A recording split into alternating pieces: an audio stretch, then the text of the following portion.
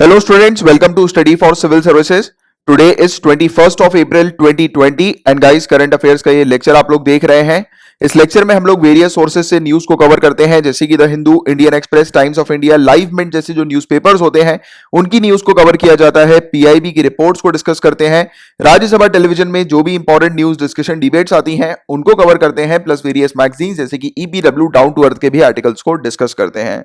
In short, अगर आपने इस लेक्चर को पूरा एंड तक देखा तो आपको किसी भी सोर्स से करंट अफेयर्स को प्रिपेयर करने की आवश्यकता नहीं होने वाली है। और आप लोगों में से जो भी लोग गवर्नमेंट एग्जामिनेशंस की तैयारी कर रहे हैं उनके लिए ये लेक्चर काफी ज्यादा इंपॉर्टेंट है। और जो भी लोग यूपीएससी सिविल सर्विसेज या किसी भी स्टेट सिविल सर्विसेज एग्जामिनेशन की तैयारी कर रहे हैं उनके लिए मैंडेटरी है इस पूरे लेक्चर को एंड तक देखना। एंड गाइस, सिविल सर्विसेज की तैयारी करने वाले स्टूडेंट्स के लिए हमारे काफी सारे पेड कोर्सेज अवेलेबल हैं। देखिए, सबसे पहले तो फुल टाइम पेड कोर्स है जहां पर आपको कंप्लीट प्रिपरेशन करवाई जाती है सिविल सर्विसेज एग्जामिनेशन की। आपको पूरा स्टडी मटेरियल दिया जाता है, प्लस समय समय पर आपके लिए टेस्ट भी कंडक्ट करवाए जाते हैं। इसके अलावा अभी के लिए यूपीएससी सिविल सर्विसेज 2020 और ईपीएफओ 2020 की क्रैश कोर्स भी जो है वो शुरू हो चुकी है। उसके काफी सारे बैचेस शुरू हो चुके हैं और भी काफी सारे बैचेस आने वाले हैं। तो इससे रिलेटेड कंप्लीट इंफॉर्मेशन के लिए नंबर पर आप कॉन्टैक्ट कर सकते हैं। साथ ही साथ प्रीलिम्स की टेस्ट सीरीज भी अवेलेबल हो चुकी है वेरियस एग्जामिनेशंस की, तो उसको भी आप ज्वाइन जो है वो कर सकते हैं। ठीक है, और टेलीग्राम की एप्लीकेशन पर जाकर अगर आप इन यूजर नेम्स को सर्च करेंगे तो आपको हमारा फ्री टेलीग्राम ग्रुप मिल जाएगा, जहां पर हम लोग आपको फ्री में स्टडी मटेरियल्स प्रोवाइड कराते हैं एंड वीडियोस की नोटिफिकेशन अपडेट्स भी आपको वहीं पर मिल जाती है। तो चलिए फिर लेक्चर की शुरुआत करते हैं। तो देखिए गाइस, जो सिविल सर्विसेज का सिलेबस है जिसमें हम लोग को जनरल स्टडीज पेपर 1, 2, 3, 4 देखने को मिलता है, तो यहां पर हम लोग उसी के हिसाब से न्यूज को कवर करते हैं। आज सबसे पहले हम लोग पेपर 2 की न्यूज को डिस्कस करेंगे क्योंकि पेपर 1 से रिलेटेड कोई टॉपिक नहीं आया है। फिर पेपर 3 की न्यूज को हम लोग कवर करेंगे।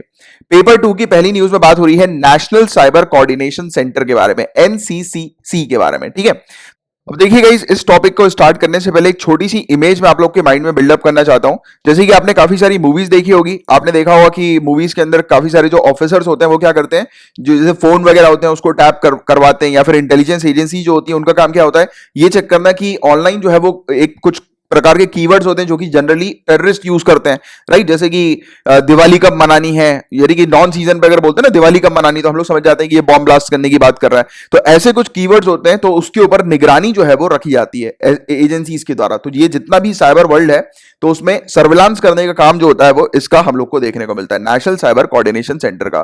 तो ये हमारी ई सर्विलांस एजेंसी है, मॉनिटरिंग करती है, निगरानी रखती है, साइबर सिक्योरिटी के ऊपर भी काम करती है ये, राइट। और इसमें बेसिकली कम्युनिकेशन मेटा डेटा को स्क्रीन करती है। कम्युनिकेशन मेटा डेटा को स्क्रीन करने का मतलब यही है कि जो हिडन इंफॉर्मेशन कुछ कुछ रहती है हम लोग को देखने को मिलती है हर एक कम्युनिकेशन में, जैसे ही वो दिवाली वाला जो मैंने आपको एग्जांपल बताया था, तो वैसी जो हिडन इंफॉर्मेशन होती है उसके बारे में जो है ये जानकारी निकालती है, कलेक्ट करती है जानकारी, राइट। और उसके बाद फिर अपनी इंटेलिजेंस एजेंसी जो है, जैसे कि रॉ वगैरह है, आईबी वगैरह है, उनके साथ शेयर करती है कि इस प्रकार की जो चीजें जो है वो चल रही है, यानी कि ये कम्युनिकेशन में ये सब बातें हो रही है और हम लोग को इनके ऊपर शक हो रहा है, राइट। तो ऐसी चीजें जो है बताया जाता है। फिर फर्दर काम रॉ का होता है, पता लगाने का, या फिर आईबी का होता है, या जो भी इंटेलिजेंस एजेंसी जो काम कर रही होती है, समझ में आ रहा है। तो इसका मेजर काम जो है वो साइबर सिक्योरिटी और ई सर्विलांस का है। तो ये हमारी कंट्री की साइबर सिक्योरिटी और ई सर्विलांस एजेंसी है। क्लियर है यहां तक पूरी बातें। और इसको डेवलप किया गया था अभी रिसेंटली 2017 में, union ministry of home affairs के अंडर ये आती है, एमएचए मिनिस्ट्री के अंदर हम लोग को ये देखने को मिलती है। और आज की डेट में इस बॉडी को लेकर एक कंसर्न बहुत बड़ा ये है कि कहा जाता है काफी सारे लोगों के द्वारा, काफी सारे लोग इस बॉडी को अपोज करते हैं, कहते हैं कि ये बॉडी जो है वो सिटीजन की प्राइवेसी और सिविल लिबर्टीज के खिलाफ है। क्योंकि देखो, कोई भी इंडिविजुअल अगर बातचीत कर रहा है और उसकी आवाज अगर सुनी जा रही है तो वो उसकी प्राइवेसी का हनन हुआ ना, यानी कि उसकी प्राइवेसी को वॉयलेट किया जा रहा है। तो इसलिए इस बॉडी के ऊपर एक थोड़ा सा दाग भी लगाया जाता है, बोला जाता है कि ये बॉडी जो है वो सिटीजन की प्राइवेसी के खिलाफ होती है, राइट, यानी कि कई बार ऐसा काम कर जाती है। और इसके अलावा इसका मेन काम हम लोग को देखने को मिलता है साइबर क्राइम को प्रिवेंट करना, उससे रिलेटेड ये स्ट्रेटजीज वगैरह बनाती है, साइबर क्राइम की इन्वेस्टिगेशन करती है, और जो आउटडेटेड लॉज हैं, यानी कि जो पुराने कानून वगैरह हैं, तो उनको भी रिव्यू इस बॉडी के द्वारा किया जाता है। ठीक है, तो ये बॉडी हम लोग को अभी न्यूज में देखने को मिली थी, एनसीसीसी। इसके बारे में हमने जाना क्योंकि इससे रिलेटेड क्वेश्चन बन सकते हैं। अब हम लोग बात करेंगे कि ये बॉडी न्यूज में क्यों देखने को मिली थी। तो देखो गाइस, एक जूम नाम की एक एप्लीकेशन है, ये मोबाइल एप्लीकेशन है, और वेबसाइट में भी इस जूम का उपयोग किया जा सकता है।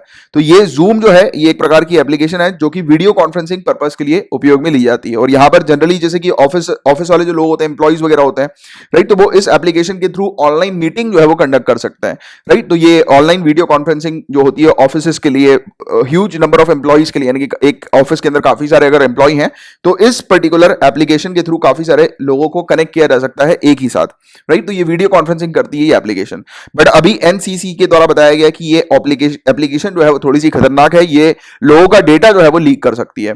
और कहा गया है कि इस एप्लीकेशन को चाइना के द्वारा डेवलप किया गया है और ये जो जूम वीडियो कम्युनिकेशन जो एप्लीकेशन जो है ये यूएसए बेस्ड एप्लीकेशन हम लोग को देखने को मिलती है। तो इस एप्लीकेशन के ऊपर थोड़ा शक हुआ है और कहा गया है लोगों से कि इस एप्लीकेशन को जो भी लोग यूज कर रहे हैं, क्योंकि इंडिया के अंदर अभी लॉकडाउन चल रहा है और तो उसके चलते काफी सारे जो कंपनीज हैं वो इस एप्लीकेशन का उपयोग कर रही है अपने एम्प्लॉय से डिस्कशन करने के लिए, एम्प्लॉय के साथ बातचीत करने के लिए।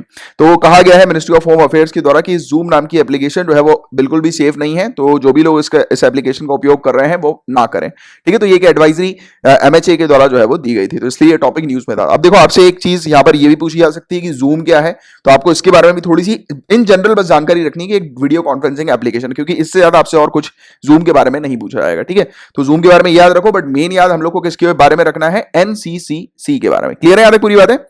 तो ये हो गया टॉपिक कंप्लीट। अब नेक्स्ट टॉपिक की तरफ आगे बढ़ते हैं। बात हो रही है किसान रथ मोबाइल एप्लीकेशन के बारे में। एक एप्लीकेशन अभी रिसेंटली लॉन्च की गई है, किसान रथ मोबाइल एप्लीकेशन।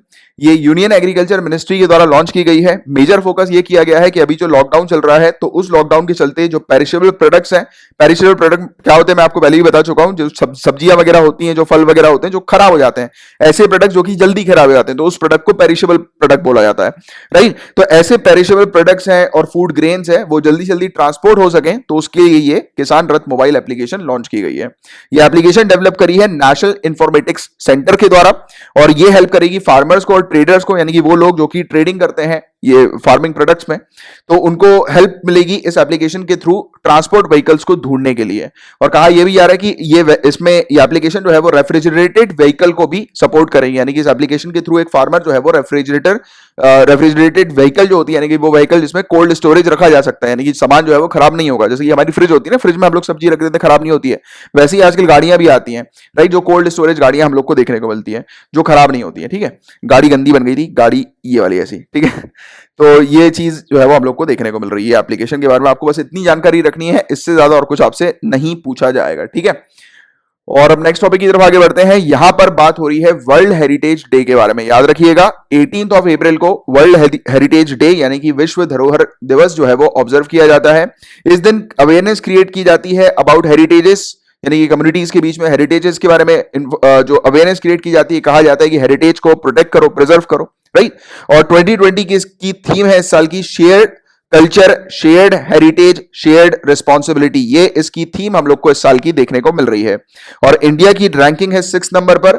अगर पूरी दुनिया भर में जितनी भी लार्जेस्ट नंबर ऑफ हेरिटेजेस की बात करें तो इंडिया 6वें नंबर पर आती है, क्योंकि इंडिया के पास टोटल 38 हेरिटेजेस हम लोग को देखने को मिलते हैं। अब देखिए मेरा आपसे 2 क्वेश्चन है।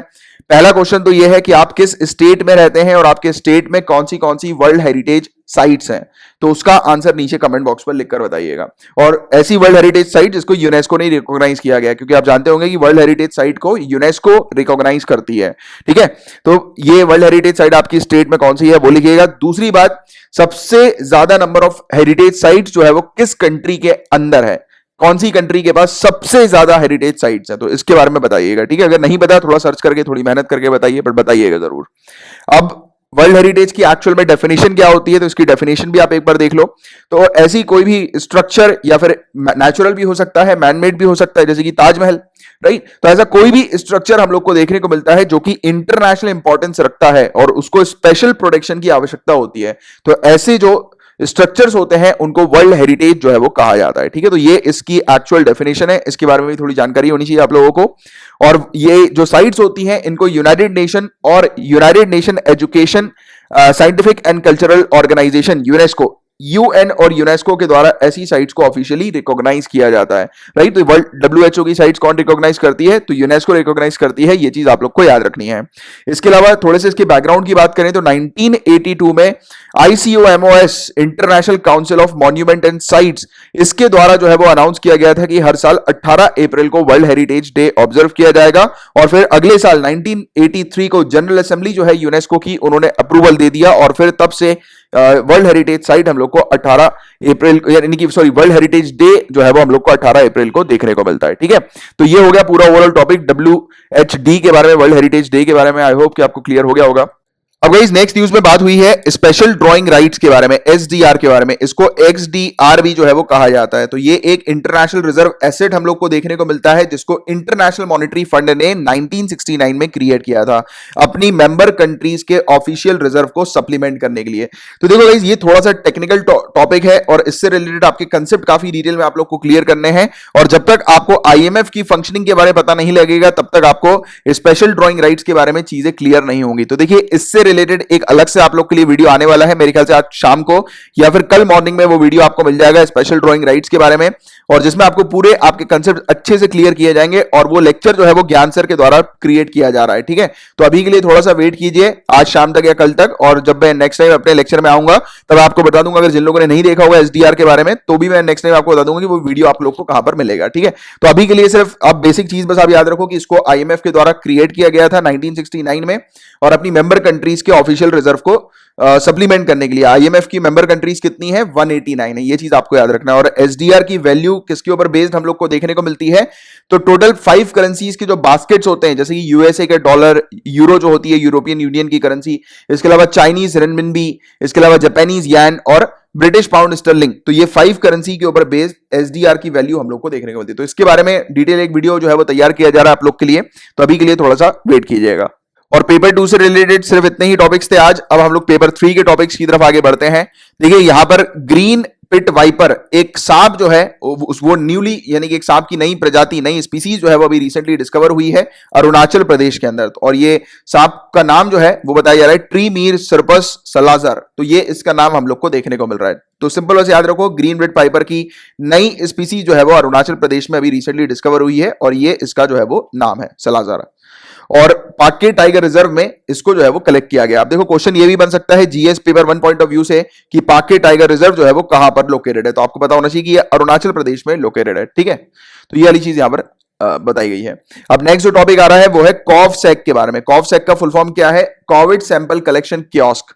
आप देखो गाइस ये जो है वो तैयार किया गया है, डेवलप किया गया है DRDO defence research and development organisation के अंडर। एक लैब आती है जिस लैब का नाम है defence research and development lab laboratory, जो कि हैदराबाद में लोकेटेड है। तो उन्होंने इस पर्टिकुलर कियोस्क को जो है वो डेवलप किया है, बनाया है। आप देख सकते हो ये कियोस्क है, ये बनाया बेसिकली किसके लिए है, हेल्थ केयर वर्कर्स के लिए इसको बनाया गया है कि हेल्थ केयर वर्कर्स जो है वो कोरोना वायरस पेशेंट के कांटेक्ट में ना आ पाए, क्योंकि आप जानते हो कि आज की डेट में हेल्थ केयर वर्कर्स को भी काफी ज्यादा इश्यूज हो रहा है, वो भी इन्फेक्टेड हो गए हैं कोरोना वायरस से। तो कहा गया कि health care workers corona virus से इन्फेक्ट ना हो, क्योंकि जब ये हेल्थ केयर वर्कर्स जब एक पेशेंट का जब सैंपल लेते हैं उनके नेजल से या फिर उनके ओरल से यानी कि थ्रोट से जब वो सैंपल लेते हैं तो काफी चांसेस होते हैं कि हेल्थ केयर वर्कर्स भी इन्फेक्ट हो जाते हैं। तो हेल्थ केयर वर्कर्स जो है वो बिल्कुल सेफ रहे, वो इन्फेक्ट ना हो सैंपल्स लेते समय। तो इसके लिए ये एक कियोस्क बना दिया गया है, यानी कि आप देख सकते हो कि एक बॉक्स टाइप का ये हम लोग को देखने को मिल रहा है। इसमें देखो ग्लव्स भी लगे हुए हैं, तो ये ग्लव्स है और अंदर बैठकर यानी कि इस पूरे बॉक्स के अंदर बैठकर, इस कैबिन के अंदर बैठकर जो हेल्थ केयर वर्कर है वो पेशेंट का सैंपल जो है वो ले सकते हैं, ठीक है। और ये हेल्थ केयर वर्कर किसी भी तरीके से इन्फेक्ट नहीं होंगे और बिल्कुल सेफ रहेंगे। तो हेल्थ केयर वर्कर्स की सेफ्टी को लेकर ये कियोस्क जो है वो डेवलप किया है डीआरडीओ के अंडर। एक लैब आती है जो कि है DRDL defence research and development lab, इसके द्वारा, ठीक है। तो ये चीज आप लोग को थोड़ी सी पता होनी चाहिए इसके बारे में। अब इस न्यूज की बात करें तो देखिए यहां पर बताया जा रहा है कि centre for nano and soft matter sciences, ये CENS, ये क्या है गाइस, ये एक प्रकार की इंस्टीट्यूट हम लोग को देखने को मिलती है, ऑटोनॉमस रिसर्च इंस्टीट्यूट, जो कि बेंगलुरु में लोकेटेड है। ये institute department of science and technology के अंडर आती है और ये नैनो टेक्नोलॉजी के ऊपर और सॉफ्ट मैटर साइंसेस के ऊपर रिसर्च जो है वो कंडक्ट करती है, राइट। और सेंटर वगैरह को और जो गवर्नमेंट बॉडीज हैं उनको इस हेल्प करती है रिसर्च वगैरह के थ्रू। तो ये जो इंस्टीट्यूट है गाइस, इन्होंने डेवलप किया है एक सॉलिड स्टेट सेंटर, एक ऐसा सॉलिड स्टेट सेंसर, एक ऐसा सेंसर है जो कि हैवी मेटल आयंस को डिटेक्ट कर सकता है जो कि पानी के अंदर होते हैं, जैसे कि लेड आयंस की बात करें। और लेड के बारे में आपने सुना भी होगा, मैगी का एक केस आपको याद आ रहा होगा कि मैगी जो है उसमें सीसा का कंटेंट काफी ज्यादा था, लेड का कंटेंट काफी ज्यादा था। इसको लेकर मैगी को बैन कर दिया था कुछ समय के लिए, आपको याद आ रहा होगा, तो कुछ साल पहले की बात है ये, राइट। तो ये जो होते हैं ये हैवी मेटल आयंस होते हैं, और इसके अलावा मर्क्यूरी हो गया, कैडमियम हो गया, तो ये सब ह्यूमन बींग्स की हेल्थ के लिए काफी ज्यादा खतरनाक होते हैं और ये बॉडी में जाकर जम जाते हैं, राइट। तो ये इंसान की बॉडी के लिए काफी खतरनाक हो जाते हैं और इसको जो है वो पूरी तरह से डिटॉक्सिफाई भी नहीं किया जा सकता किसी भी केमिकल या बायोलॉजिकल प्रोसेस के थ्रू, राइट। तो ये काफी खतरनाक जो है वो ह्यूमन की बॉडी के लिए हो सकता है। तो ऐसे मेटल्स को पानी के अंदर डिटेक्ट करने के लिए ये जो इंस्टीट्यूट है इसके द्वारा एक सेंसर जो है वो डेवलप किया गया है। ठीक है, तो ये वाली चीज आप लोग को थोड़ी सी पता होनी चाहिए इसके बारे में। तो ये था पूरा ओवरऑल टॉपिक। और गाइस अभी न्यूज में वेज एंड मींस एडवांसेस के बारे में जो है वो आया था दोबारा से। तो न्यूज में क्यों था वो टॉपिक, वो इतना ज्यादा इंपॉर्टेंट नहीं है, वो आपको नहीं पढ़ना है। बाकी ये वेज एंड मींस एडवांसेस क्या होता है इसके बारे में थोड़ा सा पढ़िएगा। इसी महीने में हम लोग ने 3 अप्रैल को इस टॉपिक को जो है वो पढ़ा था। आप जाकर देख सकते हैं 3 अप्रैल 2020 के लेक्चर को। यहां पर जाकर आपको 19 मिनट 56 सेकंड पर वेज एंड मींस एडवांसेस के बारे में मैंने पूरा डिटेल में जो है वो आपको एक्सप्लेन किया हुआ। तो जैसे मैं अभी आपको ये स्लाइड बता रहा हूं ना, वैसे ही मैं आप लोग को जब ज्ञान सर वो लेक्चर बना देंगे स्पेशल ड्राइंग राइट से रिलेटेड, तब मैं आपको उसके बारे में भी इसी प्रकार से बता दूंगा। ठीक है, तो ये था अभी के लिए ये सब टॉपिक्स, और आज सिर्फ इतने ही टॉपिक्स थे, आज काफी कम टॉपिक्स हैं, राइट। तो और इसके अलावा मेरा लेक्चर अगर आपको पसंद आया है, जितने भी टॉपिक्स मैंने आपको पढ़ाए हैं अगर अच्छे से डिटेल में आपको समझ में आ गए हैं, तो आप मेरे इस लेक्चर को आपके किसी भी सोशल मीडिया अकाउंट पे शेयर कर दीजिएगा। और यदि आप टेलीग्राम के किसी स्टडी ग्रुप में शामिल हैं तो वहां पर भी मेरे लेक्चर को आप शेयर कर सकते हैं। और रुकिए कहीं जाइएगा नहीं, एक जनरल स्टडीज का टॉपिक है आज जो मैं आपको एज अ होमवर्क दे रहा हूं, जिसको आपको प्रिपेयर करना है। तो ये जो होमवर्क है गाइस, इसमें बताएगा कि इंडिया की जो सेंट्रल बैंक है, जो हमारी रिजर्व बैंक ऑफ इंडिया है, तो उसने कोरोना वायरस के समय पर इकोनॉमिक क्राइसिस को लड़ने के लिए क्या क्या अभी तक एक्शंस लिए हैं। तो ये आप नीचे कमेंट बॉक्स पर लिखकर बताइएगा। एक एक्शन तो यही है वेज एंड मींस एडवांसेस वाला, राइट। तो उसके बारे में आप थोड़ा सा बताइएगा मुझे नीचे कमेंट बॉक्स पर लिखकर। आपको 5 पॉइंट जो है वो लिखने और बताना है कि आरबीआई ने अभी तक क्या क्या एक्शंस लिए हैं इकोनॉमिक क्राइसिस से लड़ने के लिए। ठीक है, और ये आंसर लिखने से पहले आप ये नोटिस जो लिखा हुआ है इंग्लिश और हिंदी दोनों में, ये एक बार नोटिस आप पढ़ लीजिए। और अगर आप आंसर लिख लो तो नीचे कमेंट बॉक्स पे लिख देना सर होमवर्क डन। और देखो आंसर ये वाला जो इस प्रकार के जो ये लास्ट पेज में आपको क्वेश्चंस देता हूं, तो आप अगर कमेंट बॉक्स पे ना भी लिखो तो भी चलेगा, बट आपको अपने हैंड रिटन नोट्स जो है वो तैयार करके रखना है, क्योंकि ये इस प्रकार के जो टॉपिक्स मैं आपको एंड में देता हूं ये काफी इंपॉर्टेंट स्टैटिक पोर्शन के टॉपिक होते हैं, जो कि एग्जामिनेशन में इन सब टॉपिक्स के आने की संभावना काफी ज्यादा होती है। अब देखो जो लेक्चर पढ़ा रहा हूं मैं वो तो करंट अफेयर से रिलेटेड है, उसमें भी मैं आपको काफी सारी चीजें हालांकि स्टैटिक पोर्शन की बताता हूं, राइट। बट ये वाली जो चीजें हैं जनरल स्टडीज के टॉपिक्स जो हैं जो लास्ट में मैं आपको देता हूं वो डेफिनेटली पढ़ा करो, राइट। तो ये आप लोग के लिए ही प्रैक्टिस के लिए मैं देता हूं कि आप जो है वो स्टैटिक पोर्शन से भी कनेक्टेड रहो, ना ही सिर्फ आप लोग को करंट अफेयर्स पढ़ना है बल्कि स्टैटिक पोर्शन भी पढ़ना है, क्योंकि करंट अफेयर्स जो आएगा यानी करंट अफेयर्स में जो भी चीजें आएंगी वो डायरेक्टली रिलेट करेंगी स्टैटिक पोर्शन से। और काफी कुछ चीजें तो मैं आप लोग की कवर कराई चुका हूं। देखो ये इसमें जितनी भी चीजें आपको मिलेंगी 5 पॉइंट्स, ये पूरे के पूरे मैंने प्रीवियस लेक्चर्स में जो है वो कवर कराए हुए हैं, बट मैं आपकी प्रैक्टिस के लिए ये सब क्वेश्चन देता हूं। ठीक है, क्योंकि आज की डेट में काफी सारे लोग मुझे नीचे जो है कमेंट करते हैं। और गाइस जाइएगा नहीं, मुझे आपको एक जनरल स्टडीज का होमवर्क देना है एक टॉपिक का। तो देखो ये होमवर्क है जिसमें आपको 5 पॉइंट लिखकर बताना है कि हमारी कंट्री की जो सेंट्रल बैंक है रिजर्व बैंक ऑफ इंडिया, उसने कोरोना वायरस क्राइसिस से लड़ने के लिए क्या क्या एक्शंस लिए, यानी कि कोरोना वायरस के चलते जो इकोनॉमिक डाउनफॉल जो हम लोग को देखने को मिल रहा है हमारी कंट्री में, तो कोरोना वायरस के कारण जो इकोनॉमिक क्राइसिस जो आए हैं हमारी कंट्री में, तो उससे लड़ने के लिए हमारी कंट्री की सेंट्रल बैंक ने क्या क्या एक्शंस लिए हैं। तो ये आप मुझे नीचे कमेंट बॉक्स पे लिखकर बताइएगा। एक तो एक्शन जो है ये वेज एंड मींस एडवांसेस का ही हम लोग को देखने को मिल रहा है, राइट। इसके अलावा और भी काफी सारे एक्शंस हैं जो मैं आपको प्रीवियस ट्यूटोरियल्स में एक्सप्लेन कर चुका हूं डिटेल में, ठीक है। और ये होमवर्क करने से पहले इंग्लिश और हिंदी दोनों में नोटिस लिखा हुआ है, इसको एक बार आप पढ़ लो। और आपको हैंड रिटन नोट्स जो है वो बनाने हैं इस टॉपिक के बारे में, और नीचे अगर आप ऐसा कर लो तो नीचे कमेंट बॉक्स पे लिख देना सर होमवर्क डन, मुझे पता लग जाएगा आपने होमवर्क कंप्लीट कर लिया है, ठीक है। और रही बात इस लेक्चर की पीडीएफ की, तो इसकी पीडीएफ भी हम लोग प्रोवाइड कराते हैं, बट वो सिर्फ हमारे पेड कोर्सेज मेंबर्स को प्रोवाइड की जाती है। और पेड कोर्सेज को ज्वाइन करने के लिए आप इन नंबर पर कांटेक्ट कर सकते हैं व्हाट्सएप, टेलीग्राम या कॉल करके। और टेलीग्राम की एप्लीकेशन पर जाकर अगर आप इन यूजर नेम्स को सर्च करेंगे तो आपको हमारा फ्री टेलीग्राम ग्रुप मिल जाएगा, जहां पर हम लोग आपको फ्री में स्टडी मटेरियल्स प्रोवाइड कराते हैं एंड वीडियोस की नोटिफिकेशन अपडेट्स भी आपको वहीं पर मिल जाती है। तो चलिए फिर मिलते हैं कल, तब तक के लिए bye bye, take care, have a great day ahead, Tata.